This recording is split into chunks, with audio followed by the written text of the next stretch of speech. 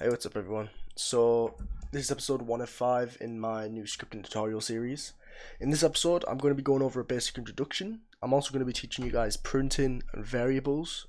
So let's get started with the introduction. So as for the introduction, I want to say that everyone can learn a program. No matter how old you are, what difficulties you face, or any other factor, if you really put your mind to it, you can learn. And this doesn't just count for programming, this counts for everything. The goal of these tutorials is to help people learn, and I'm trying to make them as enjoyable to watch, but also as informative as I possibly can. I'm always open to criticism. If I mess up, if I say the wrong thing, if my knowledge is limited, or if I could have expanded, let me know in the comments, and I'd be happy to redo the tutorial and change it, because the goal of it is to help as many people as possible, as much as possible. Also, if you don't understand something that I'm saying, or you don't understand the concept of what I'm saying at all, put a comment or join the Discord in the description. I'm always active, and I'm always happy to help anyone who's learning to code. Anyways, enough of my waffling, I'll get started with printing. So printing is an essential part of debugging. Pardon me, which debugging is basically fixing your code, right?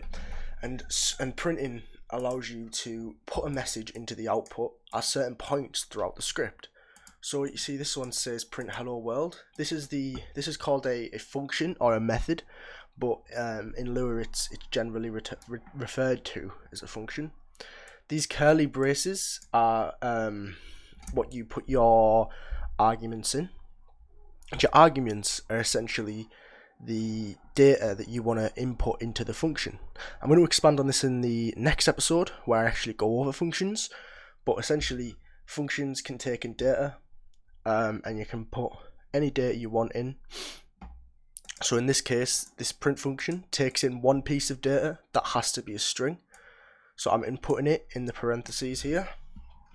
This is a string, which is a piece of text, and this is the actual data that I want to print out.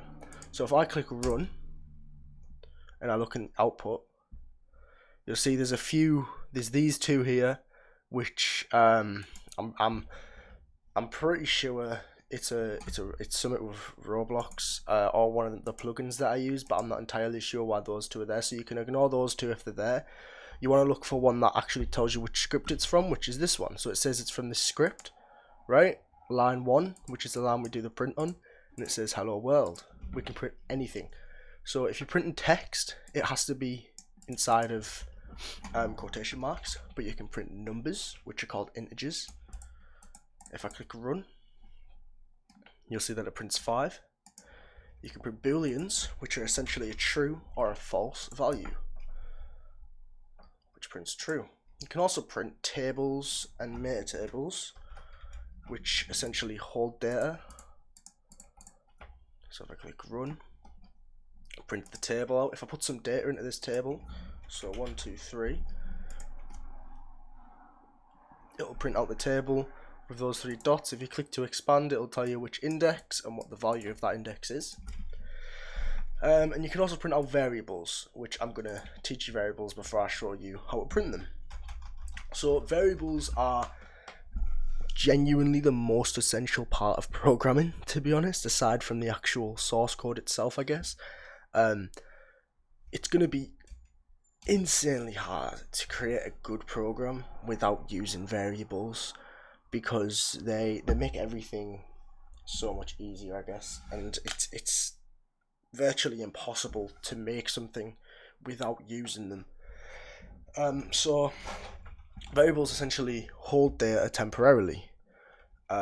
So the best way to describe it would be telling your friend to remember a number. So let's say you're doing something on your computer and you say, oh, can you remember this number for me? You know, I'm gonna need to use it later. You tell your friend to remember that number, so they remember that number. You ask them for that number and they give you that number back. You can tell them to remember a different number, but variables work a bit differently. They can't necessarily remember multiple numbers at once. One variable can only remember one thing. Ooh, sorry about that. So I don't know if that made sense, but it's essentially telling someone to remember something, right? So let's say I want my friend Jake to remember the string hi, right? And let's print out that. So we're printing Jake, which this is the variable name. This equal signs is an assignment operator, so it's assigning this value to this name, and then this is the value of the variable. So if I'm printing out the variable name and I click run, it says hi. This variable name, this is a global variable, so this can be referenced at any point throughout this specific script. But if I make another script and I try to print Jake, oh my bad, Jake, so it shows a red line because it's unknown. So a global variable can be defined and it can be accessed in its specific script. If I turn this into a local variable, it can only be accessed within its scope. And a scope is like, the best way to describe it would be, you know, those, I think they're called Russian dolls, where you open it and there's a smaller one, and you open it and there's a smaller one. It's like that. So right now, we're in the global scope. We're working in the global scope. We're not inside of any methods, loops, or functions, right? If I quickly create a test function, right, and I'm not going to tell you anything about function, I'm just going to use this as an example. This is a new scope. So this is this function's scope, right? If I define a local variable inside of this function, it can only be used inside this function. So if I define the variable there, it can't be used here. It can only be used in between this function keyword and this end keyword. Anything in between these two, it can be used. Anything outside of them, it can't be used. If I define this one as a local variable in the global scope and change it in here, it will change. But if I change it as a local variable, so if I do Jake equals 5 and I run test, it'll change.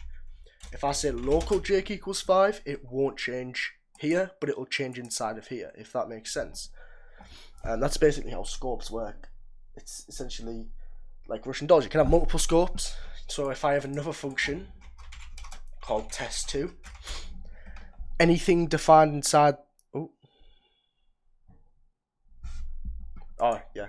that's just kind of like, it won't break your program, but it's kind of like best practice. So because this function isn't used outside of this, it should be a local function. So if I try to define test2 here, it brings an error because it's local. So only things in between this and this can access test2. If I define a variable inside of test2, then only things between this and this can access that variable. But the outside scope can't. Scopes, it's a bit hard to explain scopes because not necessarily that they're advanced. It's just it's I don't know the terminology to explain them properly, but hopefully you guys understand. If you don't understand, you'll understand in the next episode when I go over functions. So anyways, variable names. So variable names can be anything that doesn't. It can't start with a number, but it can start with any character besides a number. So if I do that, and then I try to print that, oh my bad, try to print that, it'll still print hi. I just used Jake as an example with the whole friends remembering things situation. So yeah, and you can define local variables, global variables. There's also super global variables, which I'm not going to go over because, at least in my opinion, they shouldn't really be used. Because they're not the best. It's not the best practice to use them, so I'm not going to go over them. But if anyone wants to know about them, ask in the comments and I'll explain them. But they're not really I don't really think they should be used. They're not the best way to do certain things. So the difference between them is a local variable is it's very minuscule amount of difference, but they are slightly faster. Local variables are. So people would say it's best practice to define it as a local variable unless it needs to be a global variable. And yeah, variables obviously I've only shown a string variable. They can be multiple. So I didn't print it, but you can get the premise. It works if I print underscore that. Prints out. It can be things like tables, dictionaries, meta tables, you know, anything you really want. And essentially, yeah, they allow you to reference a value anywhere inside of the script that it needs to be referenced in, and essentially just you're asking it to remember that value for you so you can use it later. Hopefully this tutorial wasn't too confusing. I know I've talked quite fast. I was trying to get it under 10 minutes, but it's a shame that wasn't the case. That's all for this tutorial. The next tutorial I'm going to be going over functions and data types and fun stuff like that. But hopefully you guys enjoyed it. If there was any part that you didn't understand, feel free to shoot me a comment and I'll answer it as soon as I can. But otherwise, I'll see you guys next time.